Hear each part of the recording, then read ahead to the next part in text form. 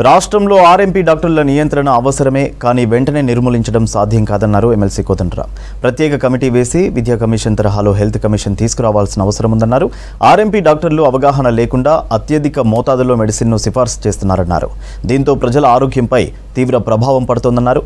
Hyderabad కోటిలోని Indian medical association ప్రధాన కార్యాలయంలో ప్రజా ఆరోగ్యానికి వ్యతిరేకంగా నకిలీ వైద్యం అనే అంశంపై సమావేశం నిర్వహించారు. ఈ కార్యక్రమంలో ఎమ్మెల్సీ కోదండరాం, ఐఎంఏ అధ్యక్షుడు ద్వారకానంద పాల్గొన్నారు.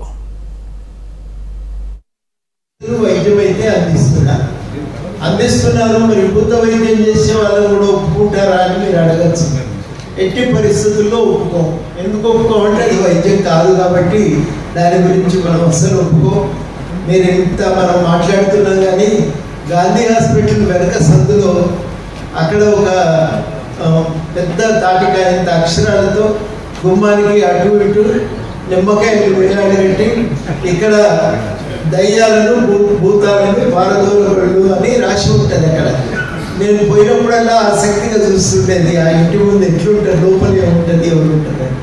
ఒకదాని విషయంలో మాత్రం మీరు చెప్పిన చాలావి సీరియస్గా దృష్టి పెట్టవలసిన అంశం.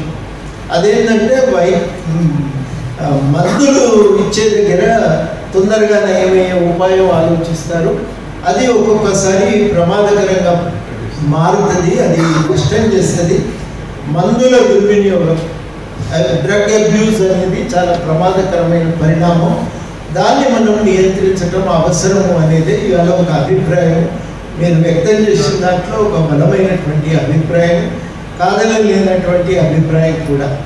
మేము కోరుకుంది ఒకటే, అల్టిమేట్ మేము కోరుకునేది ఏంటంటే ఏది ఏమి అనే కూడాను ప్రజలకి నాణ్యమైన చికిత్స రావాలి. అది ఎప్పుడు వస్తుంది?